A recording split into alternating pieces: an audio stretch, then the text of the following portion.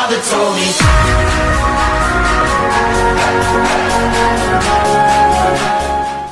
Bismillahirrahmanirrahim. Assalamualaikum warahmatullahi wabarakatuh. Nama saya Muhammad Ridho Firjatullah dari Program Studi Perencanaan Wilayah dan Kota Universitas Muhammadiyah Banjarmasin ingin mempresentasikan tentang pengantar ekonomi. Definisi ekonomi menurut para ahli. Yang pertama ada menurut Aristoteles, yang kedua ada M. Manulang.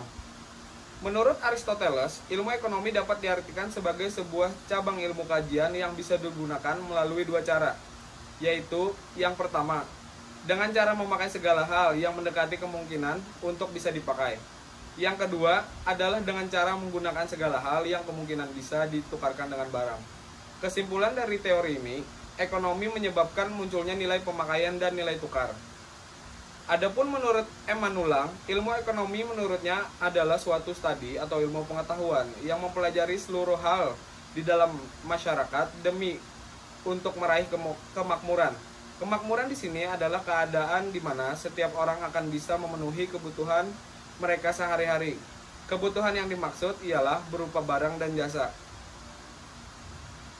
Ekonomi makro dan mikro. Ekonomi makro adalah suatu ilmu yang membahas variabel-variabel ekonomi dengan ruang lingkup yang lebih kecil. Contoh, harga, perilaku, konsumen, perusahaan, dan masih banyak lagi. Ekonomi mikro adalah sebuah ilmu yang khusus mempelajari perilaku konsumen dan juga perusahaan, serta penentuan harga-harga pasar dan kuantitas faktor input, barang, dan jasa yang akan diperjualbelikan. Adapun perbedaan ekonomi makro dan mikro terbagi menjadi 4. Yang pertama adalah ruang lingkup. Ruang lingkup makro meliputi ragam isu pendapatan nasional, tingkat harga secara umum, distribusi, pekerja, uang, dan lainnya. Adapun untuk mikro meliputi ragam isu permintaan, harga, produksi, konsumsi, kesejahteraan ekonomi.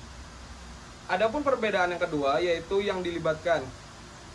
Untuk makro, variabel ekonomi agregat. Pendapatan suatu wilayah, ini inflasi, investasi, pertumbuhan ekonomi negara, dan lain-lain. Untuk mikro, variabel ekonomi individu seperti perilaku konsumen, perilaku produsen, penawaran, permintaan, harga, dan lain-lain. Yang ketiga, perbedaannya melalui penerapan masalah. Untuk makro, lingkungan dan masalah eksternal. Untuk mikro, masalahnya operasional atau internal.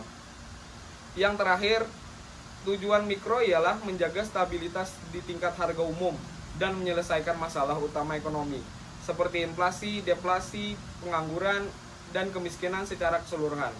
Adapun tujuan dari mikro, bertujuan untuk menentukan harga suatu produk bersama dengan harga faktor produksi, tanah, tenaga kerja, modal, pengusaha, dan lain-lain. Mungkin itu saja yang bisa dapat saya sampaikan. Salah hilaf mohon maaf. Wassalamualaikum warahmatullahi wabarakatuh.